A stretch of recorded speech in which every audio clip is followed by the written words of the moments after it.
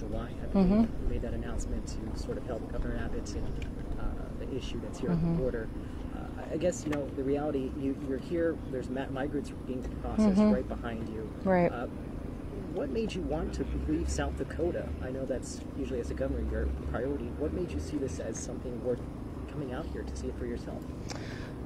Well, when Governor Abbott requested our help, we evaluated the request and if we had the capacity to fill it. You know, we have other deployments, we have other missions that are necessary in the state of South Dakota, but we also knew that we had a National Guard team that could come down here and be of great service to this country. This is a national security threat behind us. What we see happening behind us is an open border. And the drugs that come into South Dakota come over this border. The human trafficking that we see on our streets comes over this border. So it's very much in the best interest of South Dakota to have our laws be enforced and to make sure that we have a border that is legally able to be crossed by individuals that follow the laws, but to make sure that we're not allowing what's happening on behind us. Because right now, all these coyotes that are moving people are being paid to do it, and they know how to manipulate the system, that if they have a child under the age of 7, that they can come and not be detained, and they're making money off of each of these individuals. So for me to be here, check in with my troops, make sure that they're doing well, what surprised me the most was how they were so grateful that I sent the National Guard. How they came in knowing their training level, knowing what equipment they would have, that they could complete the mission and do it with excellence. The other thing that surprised me was how much my National Guard wants to stay. They recognize that this is not going to be over in 30 days, that this is only going to escalate. There'll be more and more people coming, and that they see how desperately their help is needed. Governor Noem, in what ways can the National Guard of South Dakota even aid at the border since they don't handle immigration law enforcement? Well, they are right now at observation posts, and they're locating individuals as they're coming up to the border and then notifying Border Patrol as to where they are so that they can come up and interact with them. Now, if it's a family unit like this, they can point them to different areas where Border Patrol is stationed that will connect them to NGOs that will bring them resources as to how their processes are. But they will and have the potential to do more. I think they'll be moved to a different location, into Zone 1 or 2, which will be busier, and they could potentially get some deputization, which would give them some law enforcement capabilities down here, and I think that's a possibility if it's necessary. When do you see them leaving? Well, that's the interesting thing, is I believe Texas would like them to stay longer. Border Patrol indicated that they need their help. I'll go home and evaluate that the next day or two.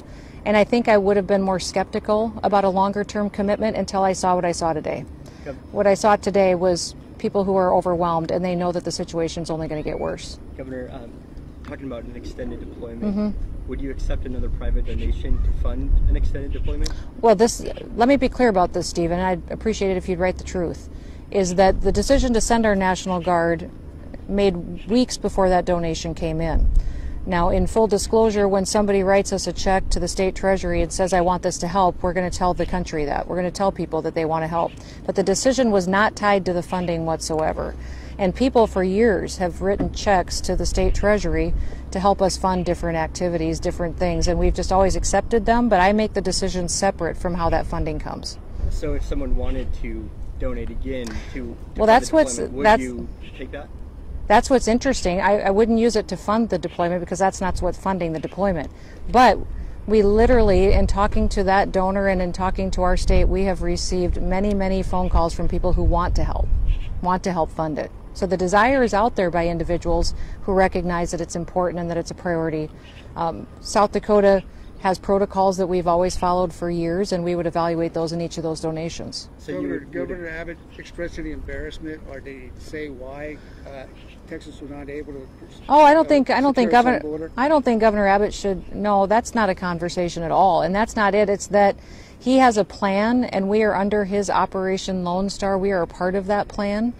He's thankful for the help, but he is stepping up big time to provide resources as well. So the problem is that actually they're complementing and serving side by side with them and with Border Patrol. Okay. So they're intermingled and a part of the mission structure, which I think is unique to the National Guard, is they're used to that. That they came in and were able to partner in ways that they're used to doing every time they deploy all over the world, and that's why they work so well in this type of situation. So there's 48 troops deployed. Okay. South Dakota actually had a decrease in the amount of drug use We did. in the pandemic, and that is It an is. achievement in itself. I guess I would just move it to, are you really seeing drugs as the main issue that is affecting your state? Or is this really just you looking for an election in the future of 2024? No, I don't. This is about the reality of what I've been fighting since I've been governor. Drugs has been a huge issue in South Dakota. I was so grateful to see the decrease. Out of all 50 states, there was 2 states that saw a decrease in drug overdoses. It was South Dakota and New Hampshire. But I think New Hampshire was only 0.5%. South Dakota's was down about 16%, a significant drop in drug use and overdose. And I think that's because of the way we approach the pandemic, because of the proactive measures I've been taking and our team has been taking since I've been governor. I don't want it to explode again. And that's why I think it's important to be proactive on making sure we're addressing where those drugs are coming from. And they're coming across this border. You're supposed to be, you've either been there or you're already going to Iowa. Mm-hmm. I believe that's for something else. Well, Iowa's next door, so I'm there all the time. I was Really? there twice last week, I think. So Is anything from today going to be used as, say, promotional material, say, importance of you here at the border? I don't believe so. This is all official business. This is what I do. I do my job. I support my troops. A lot of times you can't speak to something unless you see it with your eyes and you understand the reality of what's happening. I make decisions that impact people's lives every day, and I don't ever want to put them in a situation that I'm not confident that they can step up, serve, complete, and come home safely. Is there a top list of drugs in your state that are most misused? Yeah, I think our biggest problem in South Dakota is meth. Heroin's a problem. Fentanyl is a huge issue because of the deadly force of it. But we also have trafficking and human trafficking that happens quite a bit. Remember, South Dakota has 9 Native American tribes, and I don't have any jurisdiction what happens on those reservations. So a lot of Mexican cartels have a presence on a couple of our reservations, and these drugs end up filtered through there and throughout the Midwest. Just for context, can you recall the last time you ended up being able to check on your troops? Oh yeah, we do state-assisted missions all the time. My troops will tell you that I'm consistently. I was in D.C. at Inauguration Day checking on those troops as well. Whenever I have the opportunity to go, I can because of COVID. The last year that's been limited to travel overseas. I'm trying to be responsible in my approach, but it's helpful for me to understand how deployment affects them, how these missions affect them, their employers, and their families, and what I can do as a commander-in-chief to better support them. Last question. Is there a budget right now and how much funding you have available left for these troops? That's exactly what I need to go home and put a pencil to, is to figure out what capacity we have to continue to fund this on our own. I plan to ask Texas if they would be willing to reimburse us for some of the costs as well.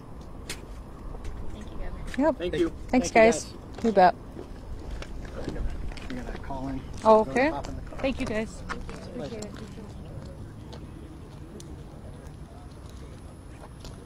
Am I in the